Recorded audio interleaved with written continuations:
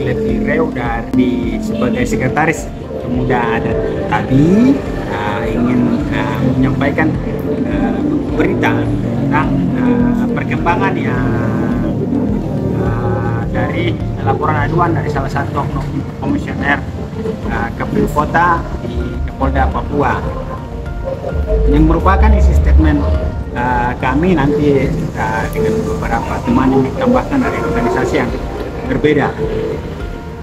Yang pertama yang ingin saya sampaikan ada 4 hal.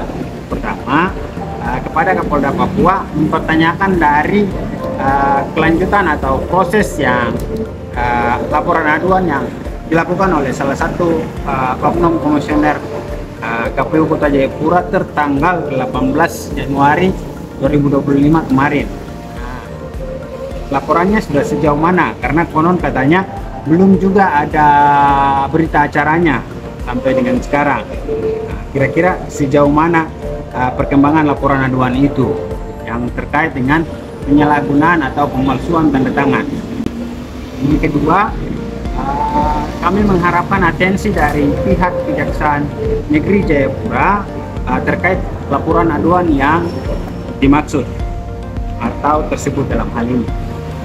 Yang ketiga, mempertanyakan kepada Ketua KPU Provinsi Papua kenapa Sekretaris KPU Kota Jayapura tidak juga dipanggil untuk klarifikasi, yang mana pada hari ini tapi dibatalkan juga.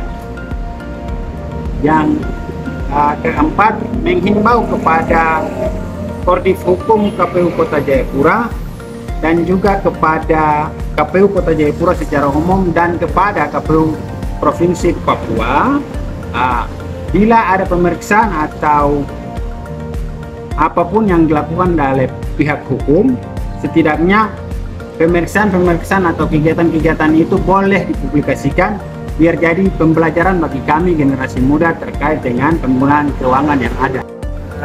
Langkah awal ini kita buat statement di publik dulu biar ada tanggapan dari pihak Polda. Kira-kira sejauh mana dari dibuatnya laporan aduan ini sampai dengan sekarang, karena terkesan ini macam sunyi-sunyi begitu. Itu yang makanya kita pertanyakan dulu biar ada jawaban dari Kapolda atau pihak Polda, supaya kita tahu sejauh mana ini laporan ini berkembangkah ataukah mati suri kah, ini kan kita belum tahu ini. Makanya kita sangat mengharapkan ada atensi balik dari pihak Polda. Nama saya Agus Ohe, saya selaku Sekretaris Ikatan Mahasiswa Papua Asal Sentani atau biasa disingkat dengan IMPAS. Di sini saya ingin menambahkan terkait apa yang telah disampaikan oleh Sekretaris Pemuda Adat tadi, yang mana kami di sini sebagai generasi muda meminta agar KPU Kota Jayapura dan KPU Provinsi Papua ada keterbukaan terhadap publik, yang mana ada kasus-kasus seperti pengaduan, laporan, itu pun juga Kapolda Papua harus lebih intens dalam melihat hal ini. Artinya agar di situ ada terjamin kepercayaan publik terhadap KPU, karena kami tahu pada umumnya KPU ini merupakan satu organ yang lembaga yang menggunakan penggunaan dana hibah dari APBD. Sehingga kami minta untuk keterbukaan informasi publik agar masyarakat Kota Jayapura atau masyarakat Papua pada umumnya melihat di mana kinerja KPU provinsi hingga dengan KPU kota bisa dilihat oleh publik. Artinya bila ada aktor-aktor yang memperkeruh keadaan di dalam KPU atau merusak tatanan proses di dalam KPU, segera ditindak. Saya Minci Oyeito, Koordinator Wilayah 12 GMKI Sultan Papua.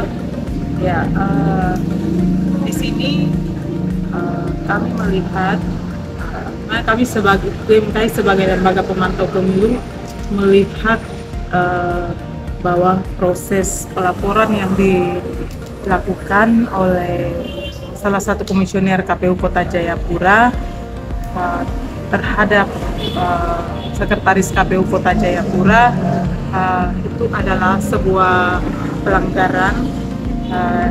Maka dengan itu kami meminta kepada Polda Papua untuk menindaklanjuti laporan atau aduan dari Komisioner KPU Kota Jayapura, yaitu Ibu Anjewali, tentang pemalsuan tanda tangan oleh Sekretaris KPU Kota Jayapura. Kemudian yang kedua, kami meminta kepada pihak Kejaksaan Negeri Jayapura untuk menanggapi hal tersebut dengan bijaksana dan memproses sesuai hukum yang berlaku di negara kita. Yang ketiga, meminta agar Sekretaris KPU Kota Jayapura diperiksa dan diberikan sanksi sesuai dengan undang-undang yang berlaku. Mengapa kami meminta ketiga hal ini? Karena ini menjadi pelajaran bagi penyelenggara pemilu. Karena penyelenggara pemilu harus bersikap profesional, bertanggung jawab, dan bekerja sesuai dengan aturan perundang-undangan yang sudah berlaku. Ketika adanya pemalsuan tanda tangan, apalagi itu menyangkut dana hibah, maka yang jelas proses penyelenggaraan baik di tingkat KPU Kota Jayapura sampai kepada distrik dan kampung-kampung itu akan terganggu.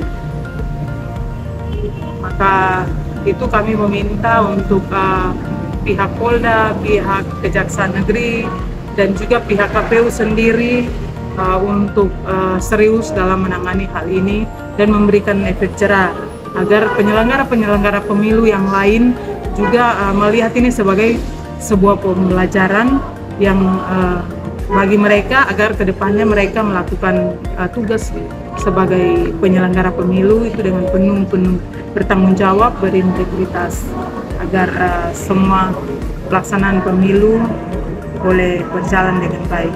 Harapannya dalam kasus ini masalah itu dapat diselesaikan secepatnya agar menjadi pelajaran bagi pihak penyelenggara, karena kita melihat bahwa masih ada persidangan di MK yang apabila persidangan di MK itu memutuskan bahwa adanya PSU di Papua, maka Kota Jayapura menjadi salah satu daerah yang akan menyelenggarakan PSU itu. Nah, ketika pelanggaran ini dibiarkan begitu saja, maka itu akan berdampak kepada PSU itu, karena orang yang sama yang akan bertanggung jawab terhadap penyelenggaraan pemilu di Kota Jayapura. Jadi harapannya agar pihak keamanan dan semua pihak yang terlibat untuk menyelesaikan kasus ini boleh atau bisa bijaksana untuk menyelesaikan kasus ini secepatnya.